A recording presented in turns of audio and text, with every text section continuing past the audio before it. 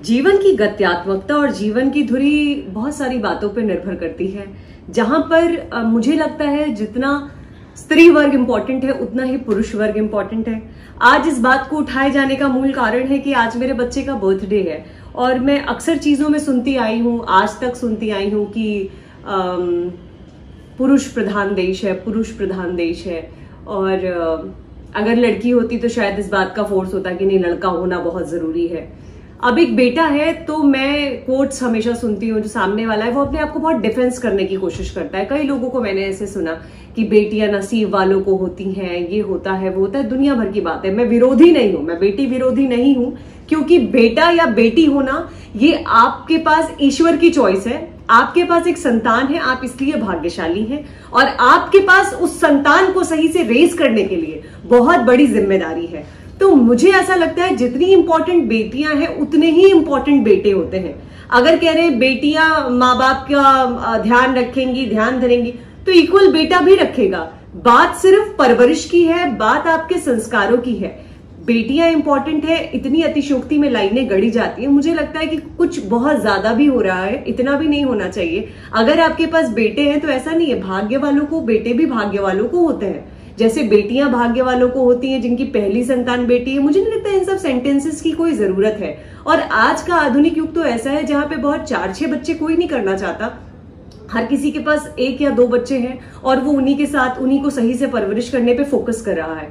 तो लड़के सिर्फ धनिया पुदीना लाने के लिए नहीं है, लड़के भी इक्वल इंपॉर्टेंट है। ये बात जब मैंने किसी से ऐसे ना काउंटर में सुनी ना कि नहीं जिनकी पहली लड़कियां होती हैं वो बहुत भाग्यशाली होते हैं, सो इक्वलेंट जिनका बेटा होता है वो भी भाग्यशाली होते हैं। बात यह है कि जैसे बेटी के माओं पे जिम्मेदारी ज्यादा होती है, बेटी के पिताओं पे जिम्मेदारी ज्यादा होती है, वो जिम्मेदारी बेटों की माओं पे भी होती है, क्योंकि कल को वो किसी की बेटी लेकर आएंगे। अगर आपकी बेटी किसी के घर जाएगी तो बेटा भी किसी की बेटी को घर लेकर आएगा और वो उसको कैसे ट्रीट करता है ये इंपॉर्टेंट है, ये आपको उसको सिखाना है। वहां पर दोनों इक्वल है। खाना बनाने का काम सिर्फ लड़की का नहीं है, खाना बनाने का काम सिर्फ लड़के का नहीं है, बाहर जाने का काम सिर्फ लड़के का नहीं है और घर पे रहने का काम सिर्फ लड़की का नहीं है। तो ये डिफरेंस खत्म करना है, ये डिफरेंस खत्म करना है कि दोनों इक्वल है, दर्द दोनों को होता है, पोटेंशियल दोनों के अलग अलग हो सकते हैं, लेकिन जहां बात आती है चेंजेस की, जहां बात आती है रेस्ट की, जहां बात आती है अधिकार की, वहां दोनों समान है।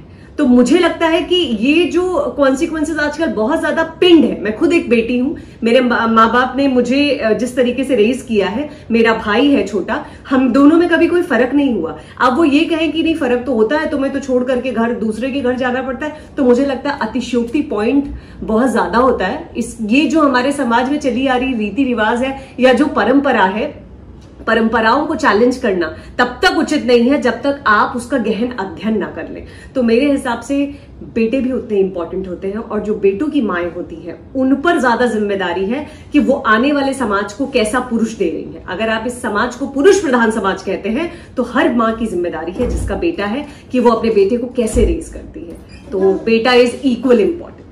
जिंदगी अपने स्वाद और जायके बदलती रहती है, उम्र का हर पड़ाव नए एडवेंचर समेटे रहता है। बचपन बहुत सारी यादों से सजा होता है और सबसे ज्यादा बेफिक्री बेखौफ की जो जिंदगी है वो बचपन की ही तो है। महादेव की रचना देखिए कि उन्होंने सबको बचपन जीने का मौका दिया लेकिन उसको समझने का नहीं दिया था। फिर क्या हुआ, हमारे बच्चे हुए और उनके बचपन में हमने फिर से अपना बचपन देखा। मैं सौभाग्यशाली हूँ, मुझे मेरे जीवन का सबसे सशक्त और आत्मीय किरदार निभाने का, जीवन जीने का मौका मिल रहा है। दुनिया की समस्त माओं की तरफ से कहती हूँ, जब मैं खुद के साथ खड़ी होती हूँ तो मैं दुनिया की हर मुसीबत से बड़ी होती हूँ।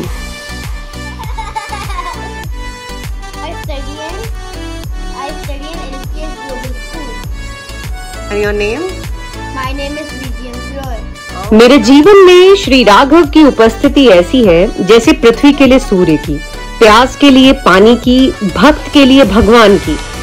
कहते हैं आप एकल रूप में कितनी ही जिद्दी और कितने ही सेल्फ सेंटर्ड रहे हो, पर ये औलादे जो है ना, ये औलाद नाम का प्राणी आपके सारे फौलादी प्लान्स पर ना पानी फेर ही देता है।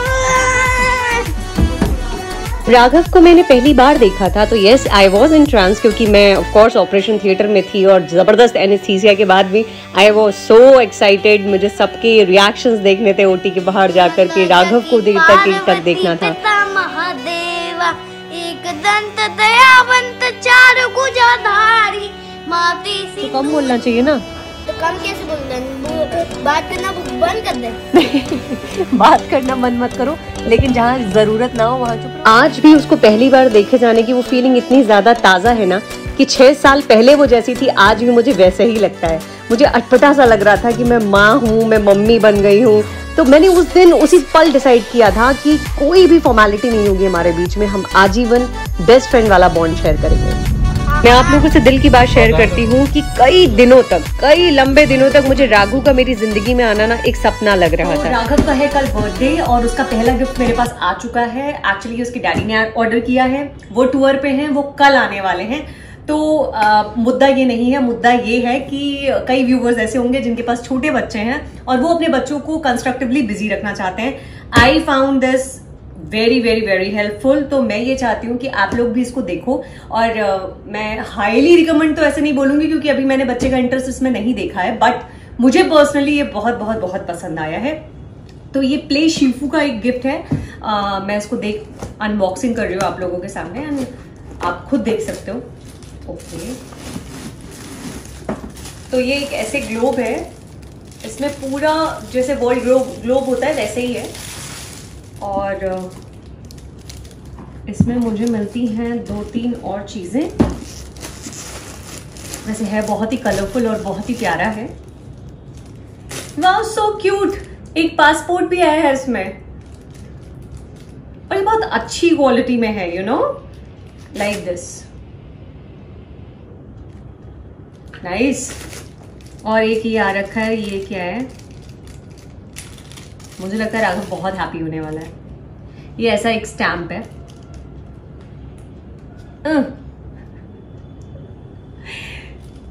बच्चों की चीजें कितनी क्यूट होती है ना, और फिर जब वो कुछ नया देखते हैं, क्योंकि ये स्टैंपिंग उनको स्कूल में आजकल बहुत ज्यादा वो इससे यूज टू हैं। कुछ अच्छा काम करने पे उनको जो रीइंफोर्समेंट मिलता है वो थ्रू स्टैम्प्स ही मिलता है। तो इसके साथ एक स्टैम्प भी है और एक है प्रिपेयर फॉर टेक ऑफ, एक ऐसा बुकलेट है।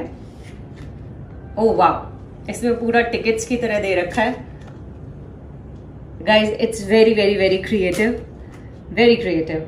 और एज सच जैसे आप इसके साथ काम कर सकते हैं, इसका पूरा मैनुअल है ऐसा, इसमें आपको सारी चीजें मिल जाती हैं।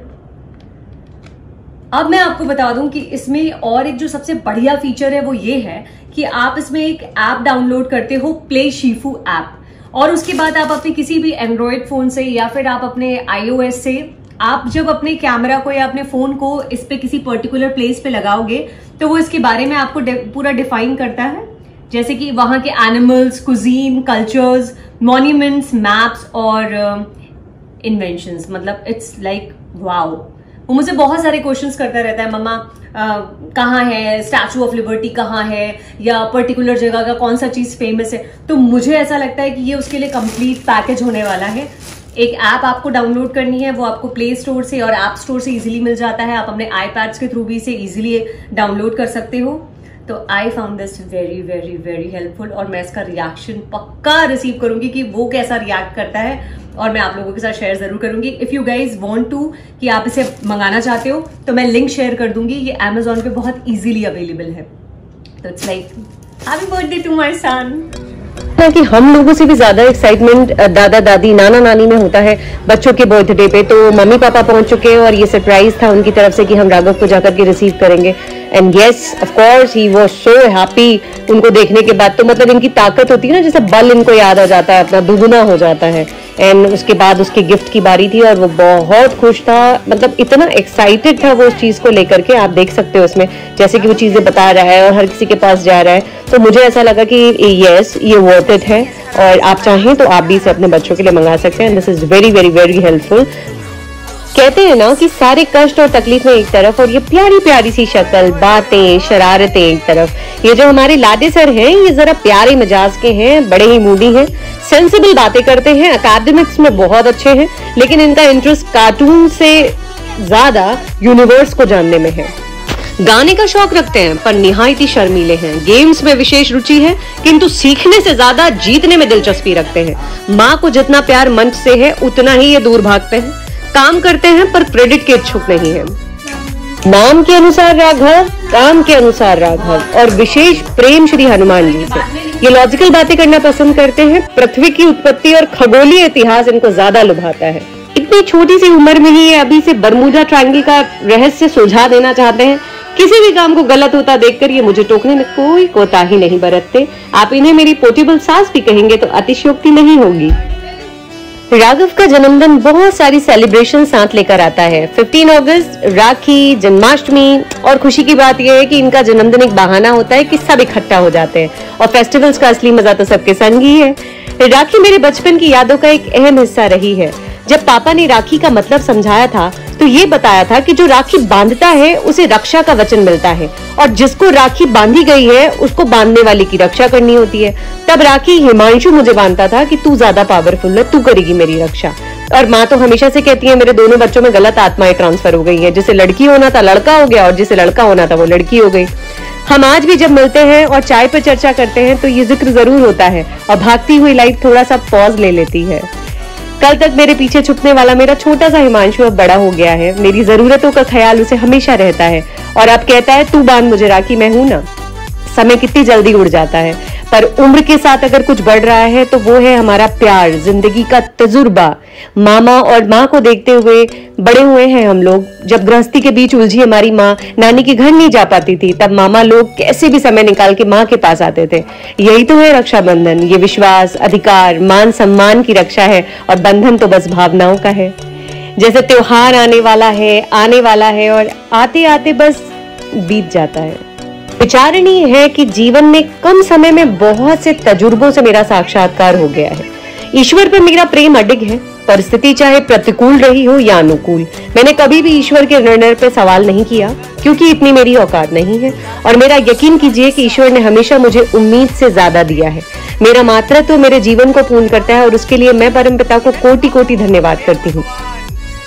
वक्त जो है ना, वो अपनी मुट्ठी में क्या समेटे हुए है ये किसी को पता नहीं है। पर्सनल एक्सपीरियंस से कह रही हूँ कि जो होता है उसमें कहीं ना कहीं हमारी भलाई छिपी होती है, और जो होता है अच्छे के लिए होता है। I completely believe on this quote. दरअसल यूट्यूब पे स्वयं के विचारों को एक निश्चित टाइमिंग में समेटना होता है ना, तो मैं 3 दिनों से यही सामंजस्य बिठा रही हूँ कि कैसे समय की निश्चितता को मैं अपने प्रेम में बांध सकूं।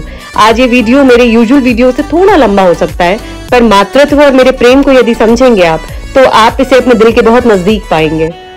माँ के ममत्व को शब्दों में, काव्यों में, लेखों में बांधने का प्रयास किया मैंने, पर कोई भी व्याख्या उस ममत्व के संग इंसाफ नहीं कर पाई। ऐसी वर्णमाला बनी ही नहीं जो ममत्व को उजागर कर सके। तो ये मैं जो आज का मेरा ये ब्लॉग है वो इसी बात से रिलेटेड है, हम छोटे हों या बड़े हों, लेकिन मम्मी पापा का चेहरा देख के जो खुशी होती है ना, वो फॉरएवर है। उसे कहीं किसी से तुलना की ही नहीं जा सकती। अभी तक एक इंतजार था ना कि जैसे मम्मी पापा आने वाले हैं, और लीजिए आ भी गए, और वापस जाने का समय भी हो गया। मिलने की खुशी, इंतजार इतना होता है कि एक रात पहले से ही नींद काफूर हो जाती है, और जब जाने का टाइम आता है तो आवाजें, बातें, सवाल गले के भीतर ही कहीं छुप जाते हैं। कभी कभी तो मुझे लगता है कि बड़ा होना ही खराब है। खुल के रो भी तो नहीं सकते, ना वो ना मैं, क्योंकि राघव जो है वो हम दोनों से ज्यादा इमोशनल खड़े हैं।